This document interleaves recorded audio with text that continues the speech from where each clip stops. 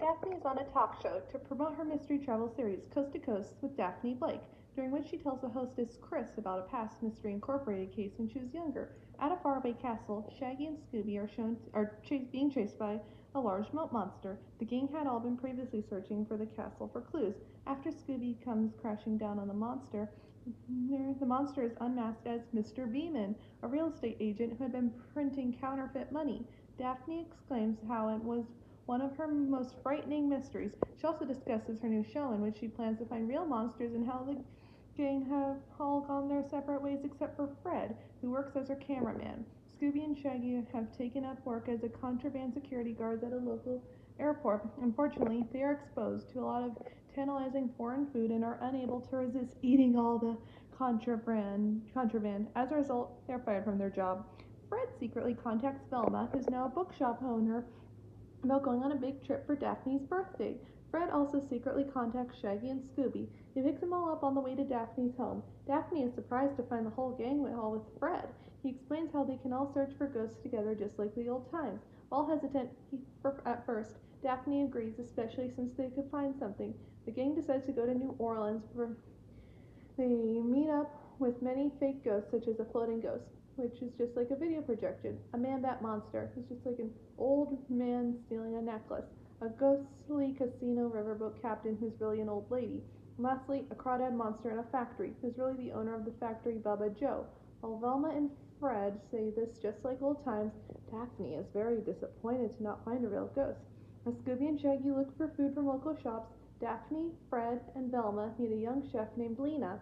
Lena had overheard Daphne's disappointment and says that a real ghost named Morgan Moonscar haunts the island she worked at. Velma looks up at the island on her computer and agrees that there had been many strange disappearances on Lena's island. They agree to follow Lena back to her island. The gang all express their excitement about visiting the island on the car trip down to the ferry. Real ghosts, homemade Cajun food, and beautiful scenery. The gang meets Jacques, the ferry driver from Moonscar Island, and they board the ferry. Fred begins to videotape the bayou, and Jacques discovers how pirates used the bayou to hide from the law, including Morgan Moonscar. Soon, Scooby and Shaggy accidentally fall off the ferry trying to catch a catfish named Big Mona. Alligators chase them, but they are rescued by angry fishermen named Snakebite Scruggs and a hunting pig Mojo. Shaggy and Scooby board the ferry again. They reach Moonscar Island and drive the ferry. Jacques leads back toward New Orleans. As the gang approaches Simone Lenore's house, who's the owner of the plantation Lena works at, they notice all the cats around the porch area. Scooby chases the cats and causes a big commotion, angering Beau, the gardener, and Simone, the house owner. Daphne introduces herself to Simone, and they discuss the plantation and its ghosts. Simone agrees that it's haunted by restless spirits. She agrees to Daphne recording around the plantation, but asks that Scooby not disturb the cats. Shaggy says that Scooby will be fine as long as there's food, so Simone allows them to help themselves to anything in the kitchen. They all enter the mansion except the cats and the gardener.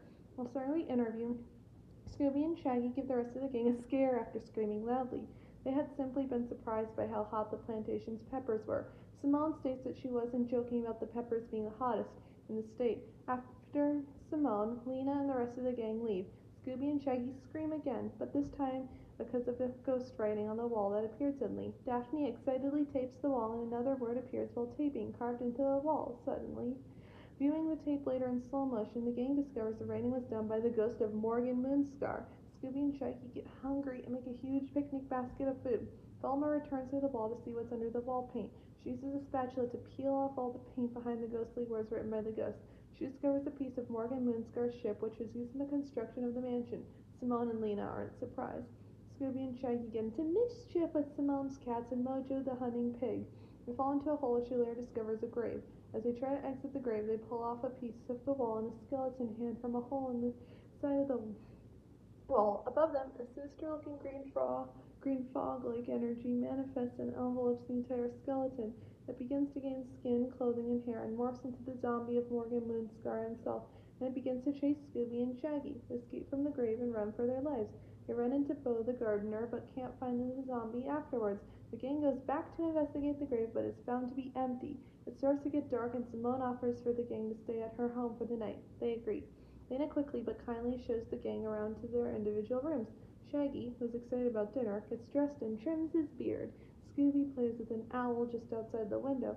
As Shaggy stares into the mirror, a Civil War ghost comes out of the mirror and tries to warn Shaggy, telling him to get away, just as the ghost of Morgan Moonscar had tried to warn the gang by his message in the kitchen. Velma investigates the mirror, finding a plaque on the backstage, saying it belonged to Colonel Jackson T. Pettigrew, 8th Louisiana, meaning it was from the Civil War era. Simone even mentions that there were Confederate barracks on the island. Everyone leaves for dinner. At dinner, Scooby causes trouble with the cats again. He and Shaggy have to eat a crawfish boil outside in the Mystery Machine. They enjoy the Cajun meal until the cats follow them to the Mystery Machine and all stare at them through the windows. Shaggy drives the Mystery Machine away in order to shake off the cats. Meanwhile, Fred, Daphne, and Velma discuss over Simone's dinner table why someone in a pirate mask would want to scare everyone off the island. Treasure? Oil under the island? Back in the Mystery Machine, Scooby and Shaggy dare each other to eat one of the hot peppers. Soon they both go running to a nearby lake for a large drink of water. As they drink, the mysterious green fog reappears and feeds its spirits at the bottom of the lake. Zombies start to rise up from the floor of the lake. Soon, zombies are rising from every location around. Shaggy and Scooby again bump into Bo, who is out in the forest lake at night and holding a lantern. When they notice Bo's eye pupils are missing, they assumed he was a zombie too. They again fled in fright as Bo sees them fleeing away. Lena grabs lanterns for the gang to use as they head out to look for Shaggy and Scooby. They meet up with Bo and suspect that he might have to do with the zombies when he was out looking for Shaggy and Scooby, whom he saw running away screaming, "Zombies!" We didn't see any chasing after. Daphne suggests they all split up and look for Scooby and Shaggy. After some searching, Velma takes Bo due to thinking that he might be a suspect, while Daphne and Fred find the abandoned Mystery Machine. As they investigate around, a zombie's hand comes out of the bushes, touching Daphne's shoulder. Daphne karate throws the zombie onto the ground and it stops moving. Almost sees another hand coming out the bushes and she reaches to karate throw another zombie. Instead, she karate throws Shaggy out of the bush and Scooby appears out of the bush right after. Daphne tapes as Fred tries to remove the zombie mask. Since Shaggy was too afraid to keep the camera still filming Fred, he accidentally pulls the zombie's real head off. They realize the zombie could be real. The malevolent green fog again hits the lake and stirs up more zombies rising from the ground. As Fred records, the zombies get closer, starting to surround Fred and Daphne. They run away but lose the camera in the quicksand. Scooby and Shaggy have already been running and they scream in fright as they look for any safe places away from all the zombies. The zombies look like they're from different eras and backgrounds. Some have modern cameras around their necks and tourist clothes, while others are dressed as pirates, Confederate and Union soldiers, and even gangsters in elegant suits. Shaggy and Scooby fall into a cave and find voodoo dolls of Velma, Daphne, and Fred. As they begin to play with the dolls, the actions the dolls do are connected to the real-life actions of the gang. Far away, the rest of the gang begins to float and kick each other as their bodies are controlled by voodoo dolls. That scares Scooby and Shaggy out of the cave, and they are again chased by the zombies. Velma, Bo, Fred, and Daphne go back to the mansion to look around. The power is out. Also, the staircase leading upstairs has been lifted up, with a tunnel going down beneath. Fred finds Lena there, who says that she and Simone were attacked by the zombies. Zombies had supposedly grabbed Simone and dragged her away down the tunnel. They all head down the tunnel, Velma leading the way by following footprints on the ground. They all enter a voodoo ritual room, which is where the cave led to where Scooby and Shaggy were at earlier playing with voodoo dolls. Velma comments on how Simone walked down the tunnel hadn't been dragged by a zombie. By then it was too late, though. Simone uses voodoo dolls to capture Fred, Daphne, Bo, and Velma. Even Lena was part of this. As she ties up the dolls, the gang can't move in real life.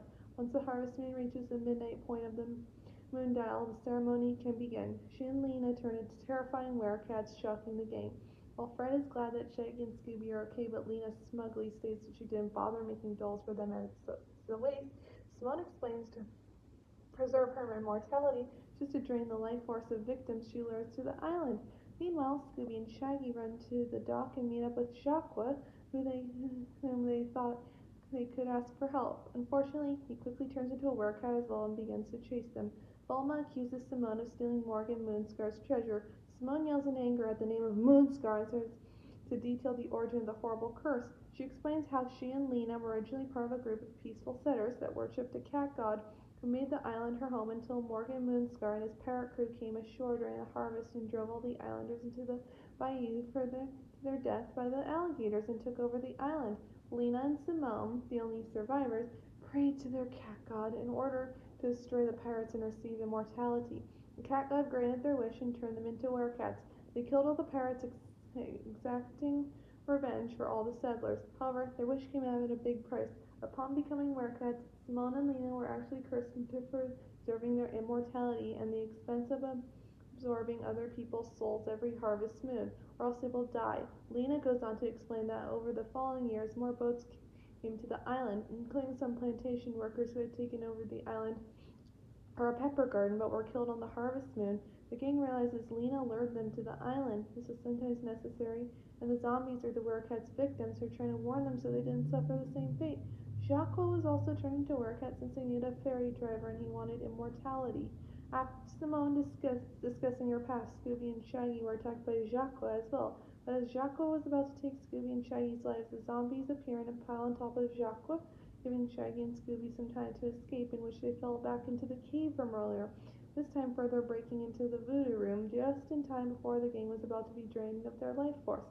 Enraged, Simone again had enough of seeing Scooby because he was a dog.